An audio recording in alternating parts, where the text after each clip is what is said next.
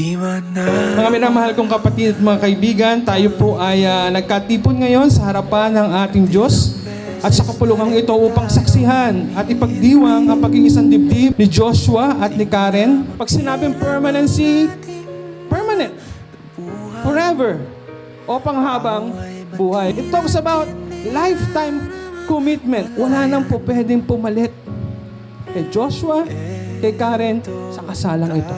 Hindi ka pa isinisilang Diyos.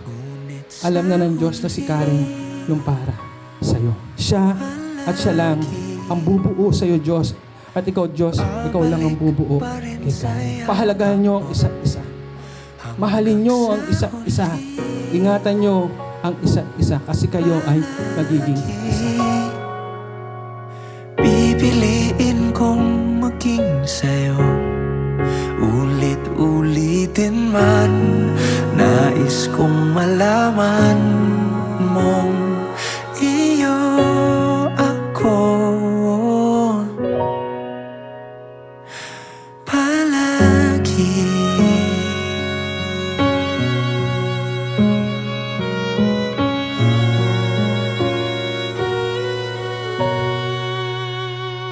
Kung balikan man ang hirap, luhat lahat,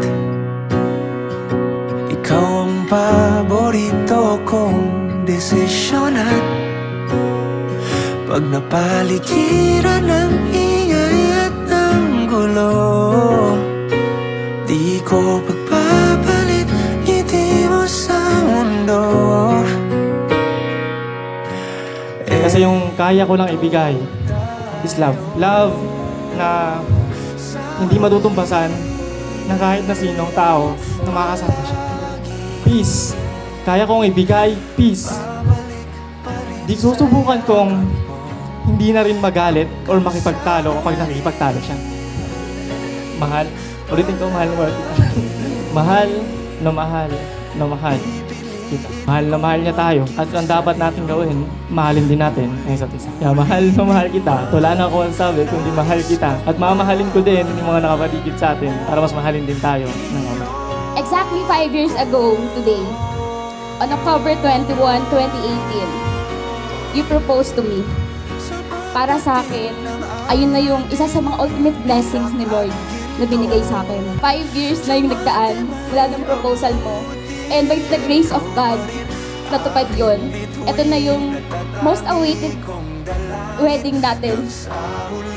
I promise that starting today, I will be fully committed to you and to our journey together.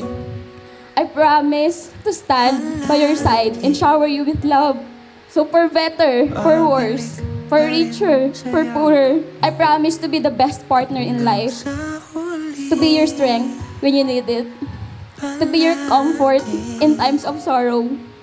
And to be your cheerleader.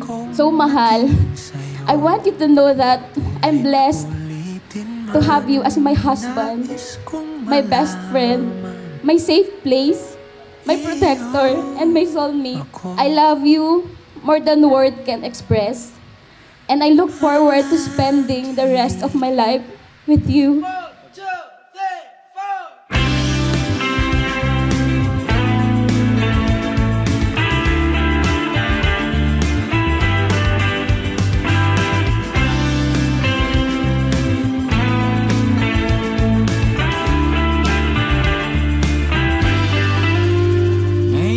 Baduy. Ano kasi, naka-blue siya na t-shirt, tapos red yung jeans. Sabi ko, ano ba naman itong baduy naman itong tao na to? Wala. Yung kausap ko na siya, iba kasi talaga si Joshua. As in, kapag kausap mo, puro advice, puro word of God. Talagang makikilala mo si Lord sa kanya. So, doon talaga ako, doon ako na in love sa kanya. Within 5 years ba tayo pa ba talaga? Pero, ayun, until now, dumating na sa kasalan. So, meaning, nalagpasan namin lahat. Tinatanggap mo ba si Karen Nicolas? Iibigin, aaliwin, igagalang at iingatan sa sakit at kalusugan at tanging sa kanya lamang pipisan habang kayong dalawa ay nabubuhay? Opo. Tinatanggap mo ba si Joshua Arabaca ng buong puso? Siya ba ay iyong iibigin, aaliwin, igagalang at iingatan sa sakit at kalusugan at tanging sa kanya lamang pipisan habang kayong dalawa ay nabubuhay? Yes po, Pastor.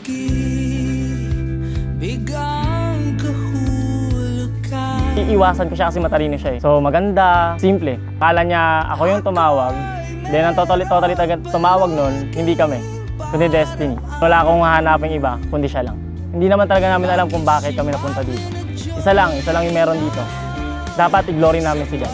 Kayo mahal, matagal natin tong inantay. Marami tayong pagsubok pero nandito tayo. Salamat kasi tinanggap mo ko ng buong buo. And maraming salamat na ako yung ginusto mong maging papangasawa. Then mahal na mahal kita. Feeling ka na labis na ang mga halik nang matagpuan na kita.